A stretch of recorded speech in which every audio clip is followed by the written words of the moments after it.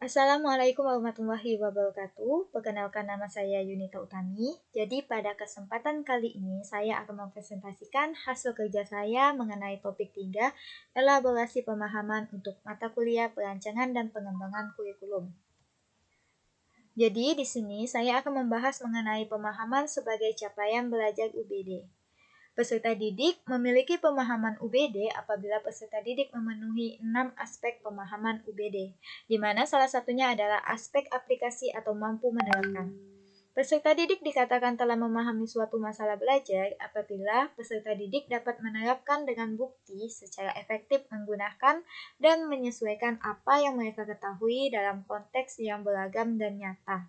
Atau dengan kata lain, peserta didik dapat melakukan berdasarkan pemahaman teori dan petunjuk prosedur.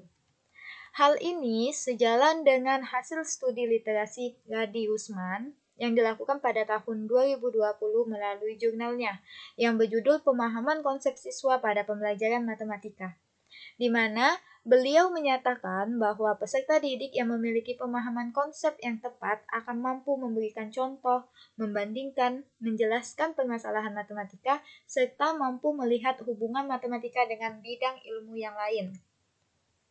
Adapun kesimpulan pendapat saya mengenai aspek penerapan yang dijelaskan oleh kelompok lain, yaitu peserta didik mampu menerapkan apabila peserta didik mampu mengimplementasikan pengetahuan yang dimiliki dengan permasalahan sehari-hari berdasarkan dengan pengalaman sehari-hari yang dirasakannya.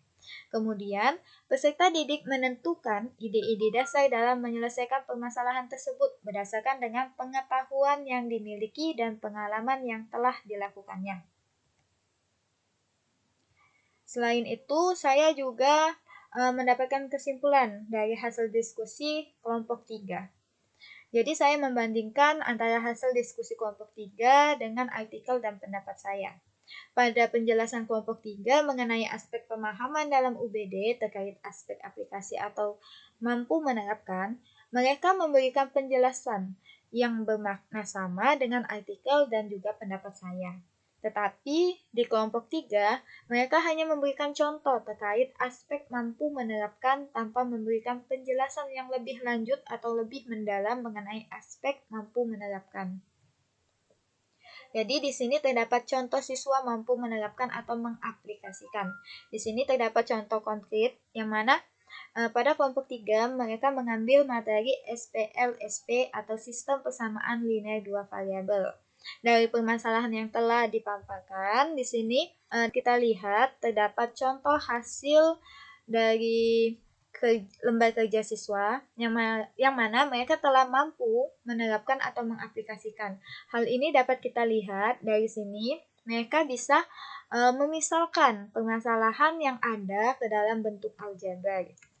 Sehingga hasil akhirnya kita dapat lihat mereka mampu menerapkan metode-metode penyelesaian SPLSP, kemudian mendapatkan jawaban atau penyelesaian dari permasalahan yang ada. Jadi kesimpulannya, dari gambar-gambar yang telah ditampilkan tadi, dapat dilihat bahwa peserta didik mampu menerapkan materi sistem persamaan linear dua variabel atau SPLDP dalam kehidupan sehari-hari pada tahap awal. Seperti yang telah saya jelaskan, mereka telah mampu membuat pemisalan dari permasalahan yang ada ke dalam bentuk model matematika atau aljabar, sehingga dapat kita lihat bahwa peserta didik mampu menerapkan konsep dari pengalaman belajar yang telah mereka lalui. Demikian presentasi dari saya. Terima kasih untuk waktunya. Saya akhiri. Wassalamualaikum warahmatullahi wabarakatuh.